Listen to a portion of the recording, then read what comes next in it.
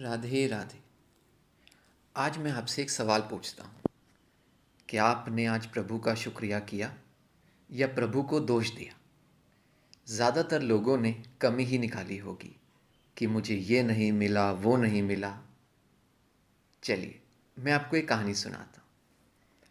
एक आदमी रेगिस्तान से गुजरते वक्त बुदबुदा रहा था, कितनी बेकार जगह है ये, बिल्कुल भी हरियाली नहीं है और हो भी कैसे सकती है, यहाँ तो पानी का नामो निशान भी नहीं है। तपती रेत में जैसे जैसे आगे बढ़ रहा था, उसका गुस्सा भी बढ़ता जा रहा था। अंत में वो आसमान की तरफ देखकर झल्लाते हुए बोला, क्या भगवान, आप यहाँ पर पानी क्यों नहीं देते? अगर यहाँ पानी होता तो कोई भी यहाँ पेड़ पौधे उगा सकता था और तब ये जगह भी कितनी खूबसूरत बन जाती। ऐसा बोलकर वह आसमान की तरफ देखता ही रहा, मानो वो भगवान के उत्तर की प्रतीक्षा कर रहा हो। तभी एक चमत्कार होता है। नज़र झुकाते ही उसे सामने कुआं नज़र आता है। वह उस इलाके से बरसों आ जा रहा था, आज तक वहाँ उसने कोई कुआं नहीं देखा था। वह आश्चर्य में पड़ गया और दौड़कर कुएं के पास गया। कुआं लबालब पानी से भरा था।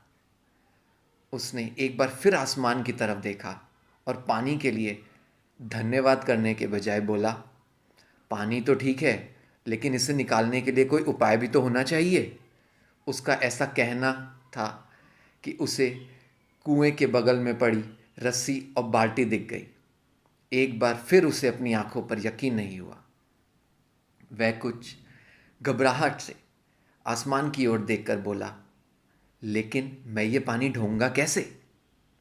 तभी उसे महसूस होता है कि कोई उसे पीछे से छू रहा है। पलट कर देखा तो एक ऊंट उसके पीछे खड़ा था। अब वह आदमी एक कदम हड़बड़ा जाता है। उसे लगता है कि कहीं वो रेगिस्तान में हरियाली लाने के लिए काम में ना फंस जाए, और इस बार वो आसमान की तरफ देखे बिना तेज कदमों से आगे बढ़ने लग जाता है।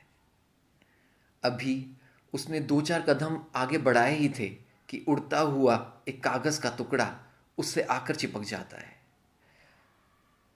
उस कागज़ पर लिखा होता है, मैंने तुम्हें पानी दिया, बाल्टी और रस्सी दी, पानी ढोने का साधन भी दिया। अब तुम्हारे पास वो हर एक चीज़ है जो तुम्हें रेगिस्तान को हरा भरा बनाने के लिए चाहिए। अब सब कुछ तुम्हारे हाथ में है। आदमी एक क्षण के लिए ठहरा, पर अगले ही पल वह आगे बढ़ गया और रेगिस्तान कभी भी हरा भरा नहीं बन पाया। मित्रों, कई बार हम चीज़ों को अपने मन मुताबिक ना होने पर दूसरों को दोष दे देते हैं। कभी हम सरकार को दोषी ठहराते हैं, कभी अपने बुज़ुर्गों को, कभी कंपनी को, तो कभी भगवान को। पर इस दोषारोपण के चक्कर में हम इस आवश्यक चीज़ को अनदेखा कर देते हैं कि एक इंसान होने के नाते हम में वो शक्ति है कि हम अपने सभी सपनों को खुद साकार कर सकते हैं। शुरुआत में भले लगे कि ऐसा कैसे संभव होगा, जैसे इस कहानी में उस इंसान को रेगिस्तान हरा भरा बनाने के लिए सारे साधन मिल जाते हैं, उसी तरह हमें भी प्रयत्न करने पर अपना लक्ष्य प्राप्त करने के लिए ज़रूरी सारे उपाय मिल सकते हैं। पर समस्या ये है कि ज़्यादातर लोग बस शिकायतें करना जानते हैं, अपनी मेहनत से अपनी दुनिया बदलना नहीं। तो चलिए, आज इस कहानी से सीख लेते हैं कि हम शिकायत करना छोड़ें और ज़िम्मेदारी लेकर अपनी दुनिया बदलना शुरू करें, क्योंकि सचमुच सब कुछ हमारे हाथ में है। राधे राधे।